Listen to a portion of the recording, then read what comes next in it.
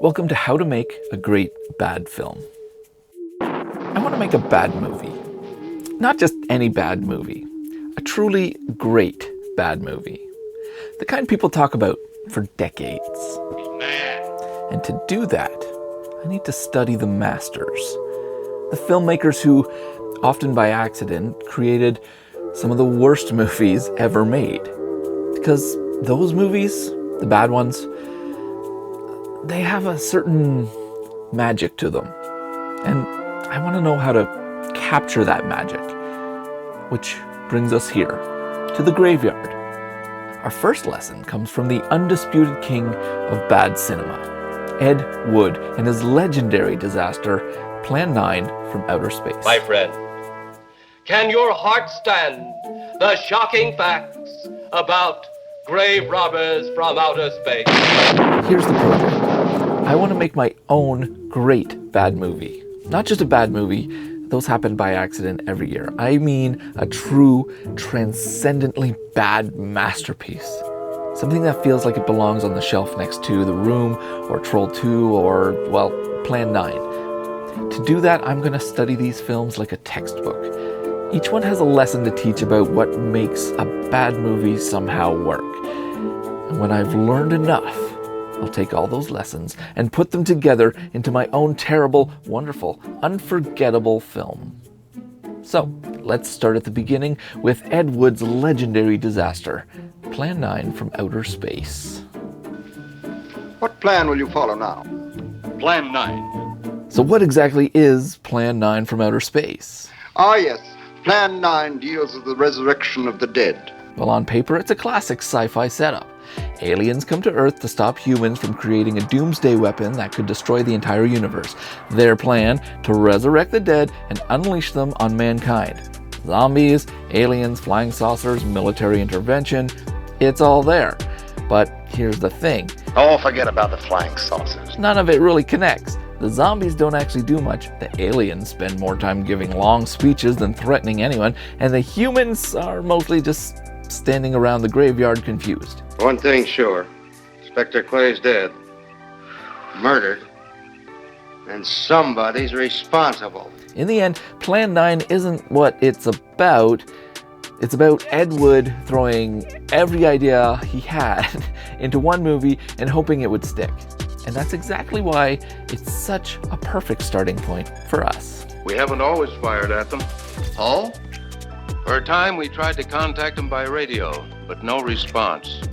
Then they attacked a town. A small town, I'll admit, but nevertheless a town of people. People who died. I never heard about that, sir. Well, it was covered up by the higher echelon. Here's the thing about Ed Wood. He didn't set out to make a bad movie.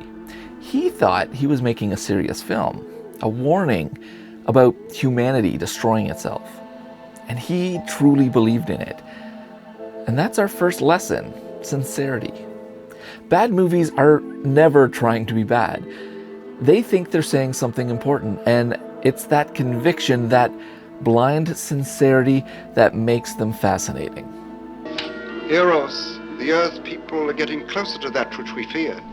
Since they will not listen or respect our existence, they cannot help but believe our powers when they see their own dead walking round again, brought about by our advancement in such things. Look at this. Aliens standing in front of a shower curtain, warning humans that their bombs will destroy the universe. It's clumsy, it's cheap, but Ed Wood believed in it so much, it almost becomes inspiring. Almost. Flying saucers seen over Washington, D.C. Let's talk about story. Or at least, what Plan 9 calls a story. In theory, it's simple. Aliens raise the dead to stop humans from building a universe-destroying weapon. But the way Ed Wood tells it, the story kind of drifts. Characters appear and vanish. Entire scenes happen without affecting anything. The aliens deliver long monologues about humanity's arrogance, but nothing they say actually drives the plot forward. Have you attempted any of this plan as yet? Yes, Excellency. How successful has it been? We have risen 2 so far. We shall be just as successful on more. And that's our next lesson. In bad films, story is less about coherence and more about accumulation. Scenes just pile up. Zombies in one scene, military stock footage in the next. A police detective scratching his head somewhere in between. It doesn't have to connect, it just has to keep going. You know I'm not leaving here until you lock safely inside. All right, darling. The result is a movie that feels like a collage of half-finished ideas, which, ironically, makes it unforgettable. Because good stories make sense, great bad stories don't. You haven't spoken 10 words since takeoff. I guess I'm preoccupied, Danny. Of course, no discussion of Plan 9's story is complete without its prophet, Criswell. The movie opens with him staring directly at us, warning us what we're about to see is absolutely true. Greetings, my friend. We are all interested in the future, for that is where you and I are going to spend the rest of our lives. He talks about the future, the unknown, the frightening, with the conviction of a man reading a horoscope on late night television. And now, for the first time, we are bringing to you the full story of what happened on that fateful day. It's absurd, it's pompous, it's also unforgettable, and it sets the tone perfectly because it tells you exactly what's going to happen before you've even seen it. We are giving you all the evidence, based only on the secret testimony of the miserable souls who survived this terrifying ordeal. And it brings us to one of the most essential qualities of bad films: exposition. Not subtlety, not showing, not trusting the audience, just characters telling you exactly what's happening while you're already watching it. Rockets were quickly set up. Colonel Tom Edwards, in charge of saucer field activities, was to make the greatest decision of his career. He made that decision. Colonel Edwards gave the signal to fire. Over and over again. Plan 9 is practically narrated from start to finish. It does not trust you to understand what you're seeing. Guess that's why you're a detective lieutenant and I'm still a uniformed cop.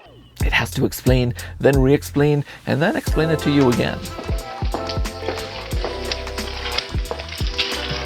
They're just outside.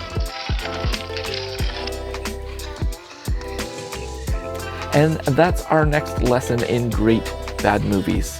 Exposition isn't a tool, it's the whole toolbox. If you're not telling the audience too much, you're not telling them enough. Pick up your electrode gun. Make sure it's in working order before pointing it at him. Nobody moves like a human in Plan 9 from outer space. Not even the humans.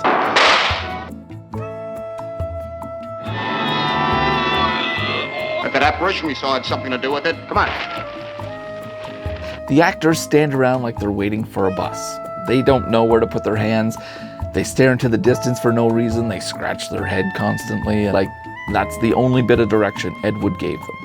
Makes you say that. And this is consistent across the whole film. The police wander through the scenes with no urgency. The gravediggers shuffle like they're lost in a park. And even the aliens, who are supposed to be threatening, stand stiffly, arms limp at their sides, as if they've been told not to touch the set in case it falls apart. Yes, we've had to use drastic means to get to you, but you left us no alternative. It feels unnatural, but here's the important part. It makes the film memorable, because these awkward moments stand out more than if the performances were merely bland. You don't forget Tor Johnson lurching around like a malfunctioning robot, or a detective scratching his head like he's trying to rub an idea out of his skull. Say, Lieutenant, did you get that funny odor? How can I miss it? And that gives us our next lesson. In a great bad film, performances shouldn't feel natural. They should feel off. Too stiff, too fidgety, too theatrical, too awkward. Anything but normal.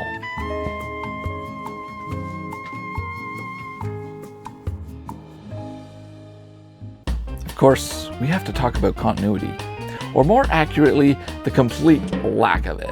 In Plan 9, day becomes night, then back to day, sometimes in the same scene.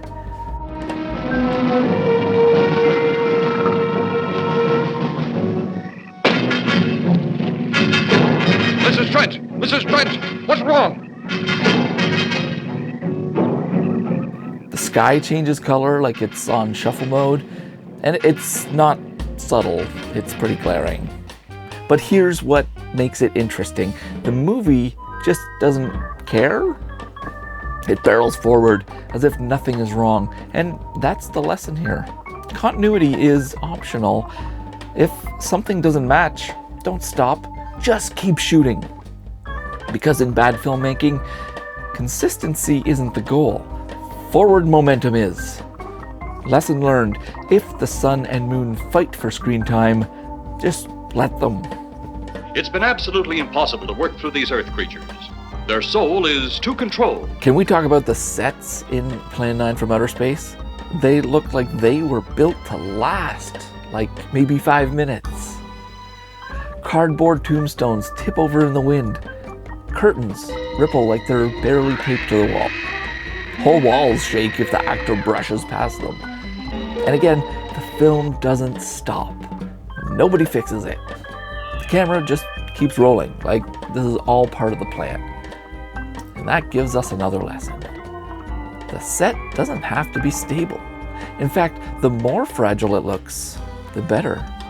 Wobbly sets remind the audience that they're watching something that could just collapse at any moment. So the lesson here is, if your set can't stand on its own, then it's standing perfectly. The ever beautiful flowers she had planted. And now we've come to Bela Lugosi, the star of Plan 9. Confused by his great loss, the old man left that home, never to return again.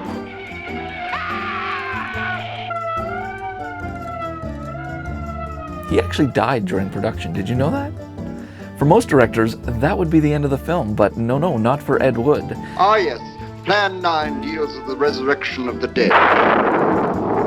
Residents near the cemetery paid little attention to the blast of thunder and the flash of lightning.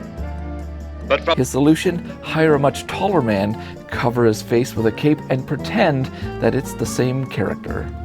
It's one of the most obvious substitutions in film history, but the movie pushes through without even blinking.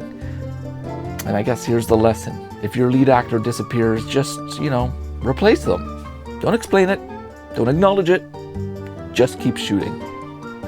Continuity of actors is optional. A cape can solve everything.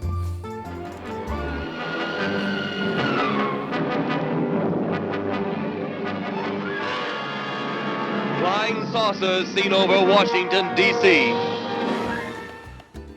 When Ed Wood needed the military for Plan 9, he did not have the budget for that. So he just, spliced in stock footage. Real planes, real soldiers, completely disconnected from the rest of the movie. The actors never share a screen with them. The lighting doesn't match. But for a few seconds, it kind of looks like the film suddenly has scale. And that's the trick. If you can't afford spectacle, just borrow it. The lesson here, stock footage isn't a shortcut. It's a superpower. Here's the heart of Plan 9. Ed Wood's ambition was enormous.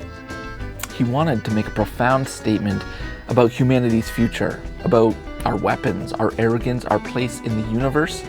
With your ancient, juvenile minds, you have developed explosives too fast for your minds to conceive what you are doing.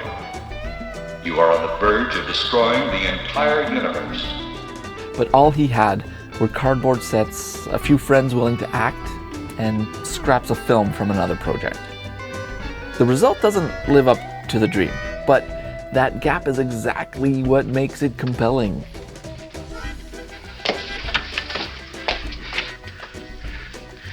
It's because of men like you that all must be destroyed. Headstrong, violent, no use of the mind God gave you. So our lesson here is reach beyond your means. The fall is what makes it unforgettable. Life is not so expansive on my planet. We don't cling to it like you do. Our entire aim is for the development of our planet. So what have we learned from Plan 9 from Outer Space? Performances don't need to feel natural. Continuity can vanish. Sets can wobble. Actors can change mid-scene.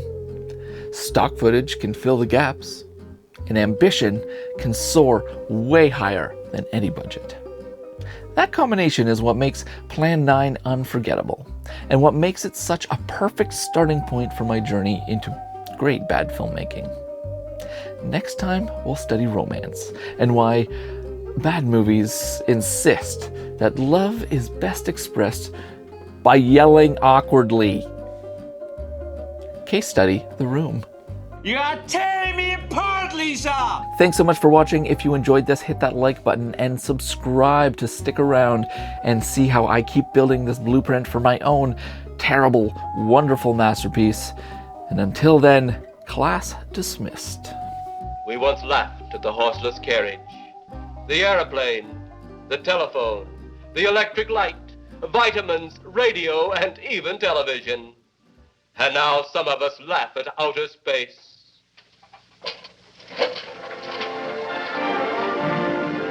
God help us in the future.